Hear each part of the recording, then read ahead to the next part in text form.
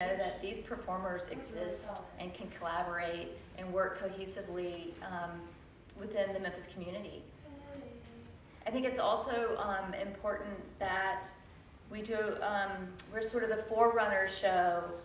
Our show is at the end of February, so we're the forerunner show for the Streb show that will be at the end of March. And the great thing about having Streb come through is that, you know, we will do a bunch of educational outreach to inform Memphis about what's going on locally with the physical theater, but also they've got this amazing artist, Elizabeth Streb, and her dance troupe coming in March. The other great thing that is an opportunity that Memphis doesn't normally have is that our dancers that work on this show and all the performers will have a chance to once again work with Elizabeth Streb's dancers, and on our structures that we've built, we'll do a performance, a sort of impromptu performance on the GPAC grounds in March.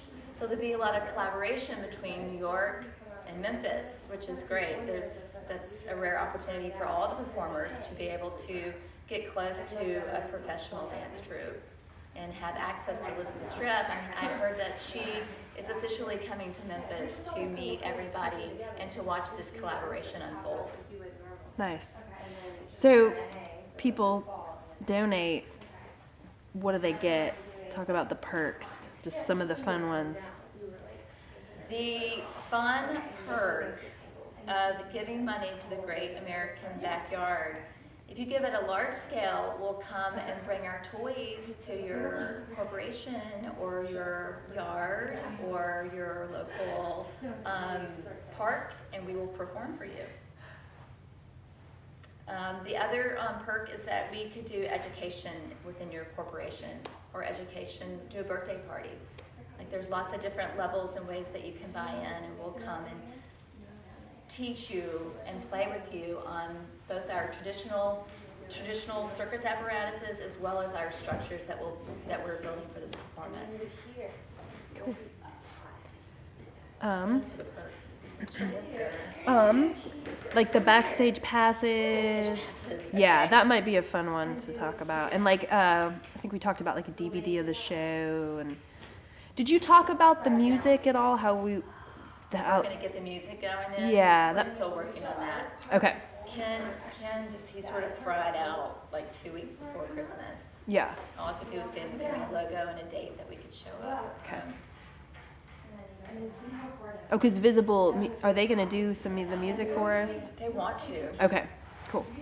I mean, talking off camera right now, the Visible College, they historically have trouble getting their students to get involved in the Memphis community. They tend to do all their projects on their college campus. Oh, wow. And since we are using their atrium for our rehearsal space, that they're going to be able to see what we're doing right then and there, and hopefully it will encourage those college students to get involved with the Memphis community and the larger arts that are going on here. Cool. What else? What else do you have in your letter? Is there anything else that you might want to...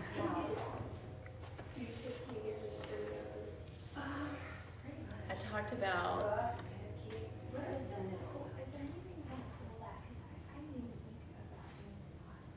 I guess I could go back through our list of what we need.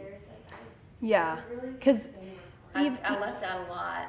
Can I read off the list? Does that look corny? it's better if you like look into the camera. Because, you know, this is like you, basically this is as if you were having a conversation with somebody, it's just through the internet. So it's so much better when you look into the camera. Okay. Here's the thing to do, like, if you need to refer to it, say one thing, look into the camera, then say the next thing. Because if you give the editor some nice pauses, then he could probably cut it together or put stuff over it or whatever. If you just give him some pauses in between if you have to look.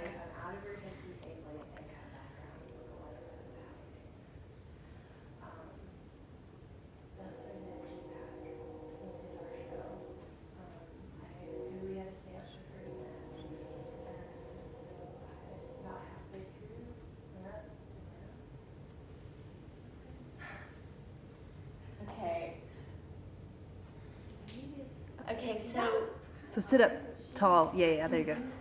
the biggest question that has been presented to me, and the question that aerialists that I work with all over the country, is that they're kind of confused